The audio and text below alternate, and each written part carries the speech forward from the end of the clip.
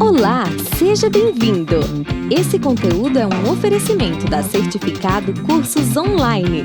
Ao final de seus estudos, você poderá obter o seu certificado de conclusão acessando www.certificadocursosonline.com.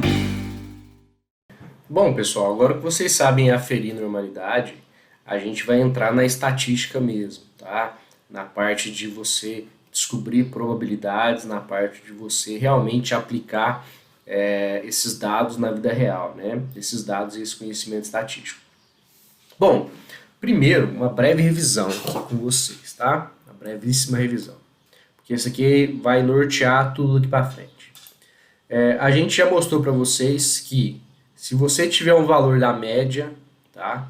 E se você tiver o valor do desvio padrão para dados normais, você pode pegar a média, somar um desvio padrão para cima, um desvio padrão para baixo, né? Ou subtrair um desvio padrão. E você pode construir a sua curva de normalidade, tá?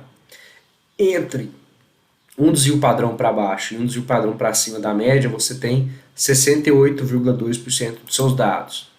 Se você pegar entre a média menos um desvio padrão e a média menos dois desvios padrões, você tem aproximadamente 13,4% de dados, assim como na parte de cima aqui. Isso vai ser muito importante, mas imagina que você tem vários conjuntos de dados, num você tem altura, no outro você tem massa e assim por diante. Concorda que as médias vão ser sempre diferentes? Então, se as médias vão ser sempre diferentes, tá? Fica difícil você fazer comparações, né? Você entender aí, todos os dados, né, que você possui. Você vai ter que fazer uma análise um por um, né?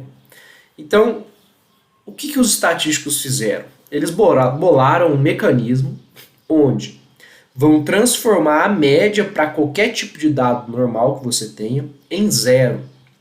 Wagner, é possível? Calma que eu vou mostrar para vocês. Então a média, ao invés de ser a média que você vai calcular, a média dos seus dados verdadeira, tá? Ela vai ser zero, ela vai se transformar em zero. E o desvio padrão vai se transformar em 1, tá? Então, ao invés de eu ter média mais um desvio padrão, eu vou ter 0, 1. 0 menos 1, porque para cá está negativo, né? 0 menos 1 está para baixo da média. Aqui eu vou ter 2, aqui eu vou ter menos 2, tá? Então, o que vai acontecer? Quando você faz isso, você pode literalmente comparar todos os seus dados com probabilidades, tá? E aí a gente vai usar uma tabela de probabilidade. Uma tabela de probabilidade padronizada para qualquer tipo de dados, desde que você faça essa conversão, tá bom? Onde a média vira 0 e o desvio padrão vira 1. Esse daqui, menos 1. Esse daqui, 2. Esse daqui, menos 2, tá? Também tem o 3 e o menos 3, mas a gente quase não utiliza esse daqui, né? Ou seja, você vai ter que entender essa situação. É claro que quando a gente rodar os testes, você vai ver que o teste sai rápido, mas a interpretação do teste você precisa dessa aula, tá bom?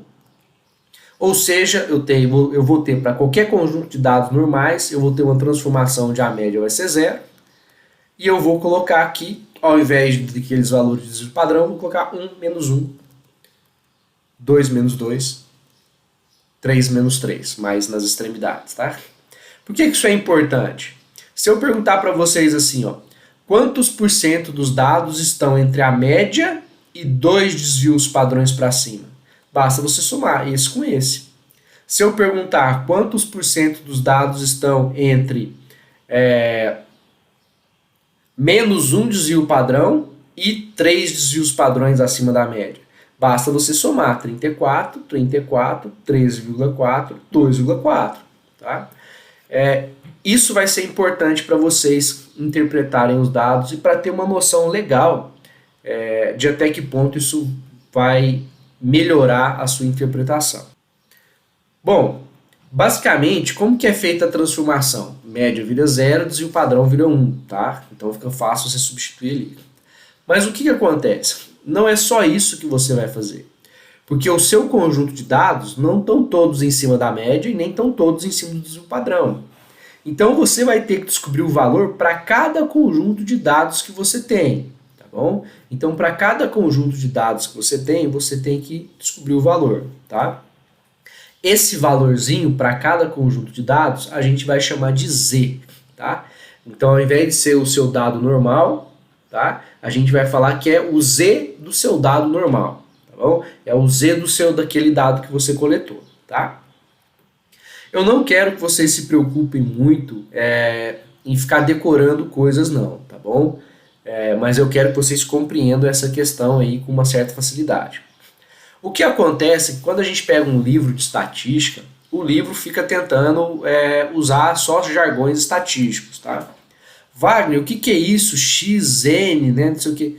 Gente, aqui você tem a média, aqui você tem seus números, aqui você tem a média geral dos dados, aqui você tem o desvio padrão. Quando você ver isso daqui em um livro, o que ele está falando? Ele está falando que ele está transformando os dados normais que você tem, os dados habituais, em estatística Z, tá? Vamos transformar em estatística Z. Não é para você se desesperar com isso, você vai ver que é muito mais fácil do que parece. Mas eu acho importante mostrar para vocês um pouquinho de como isso pode aparecer num livro mais especializado, né? Para você não tomar um susto, tá? Mas basicamente é isso. Essa notação estatística está falando o quê? Que a média vira 0 e o desvio padrão vai virar 1, respectivamente, tá? Vantagem de você fazer isso agora para qualquer conjunto de dados normais que você possa ter no planeta Terra, tá? Dados naturais aí que você pode encontrar, você consegue aplicar essa estatística que eu vou estar mostrando para vocês. Tá, Wagner, mas como que os meus dados vão virar Z, tá? Vão se transformar em Z? Gente, a gente vai aplicar essa fórmula. Não tem nada demais na fórmula, sem desespero. X é aquele dado que você coletou. Esse valorzinho aqui vai ser a da média, tá? A média dos seus dados, dividido pelo desvio padrão. Então não tem nada demais, tá? Você não vai precisar se preocupar em decorar coisas novas. Quando a gente fazer, você vai perceber que é mais simples do que parece. Eu vou usar um conjunto de dados pequenininho. Se você quiser testar na mão, se quiser fazer na calculadora, tá? É bom porque fixa o conhecimento, tá? Mas eu vou mostrar aqui como funciona e vou mostrar no Excel, porque no final das contas você vai trabalhar com planilhas, porque é muito mais rápido que fazer na mão, né? Então vamos lá. Aqui eu tenho a altura de várias árvores, tá? E eu vou pegar essa altura dessas árvores e vou tentar fazer a conversão para o Z. Vou transformar esses dados em Z, tá? Para isso, para a gente conseguir fazer isso, vamos usar a formulazinha ali. Mas então o que a gente precisa da fórmula? Vamos calcular o Z desse 12 aqui, ó. O que a gente vai precisar? Do valor 12 menos a média dividido pelo desvio padrão. Pessoal, se você calcular a média desses dados aqui, vai dar 10,1. Se você calcular o desvio padrão desses dados aqui, vai dar 3,3. Então o que você faz? 12 menos 10,1, que é essa parte de cima, dividido por 3,3, tá? E aí você já calcula o Z do primeiro dado, o Z de 12, tá? E o Z do próximo dado de 14? Bom, 14 menos a média, que é 10,1, dividido por 3,3.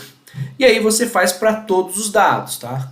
No Excel é rapidinho de você fazer isso, rapidamente você encontra esses valores, tá?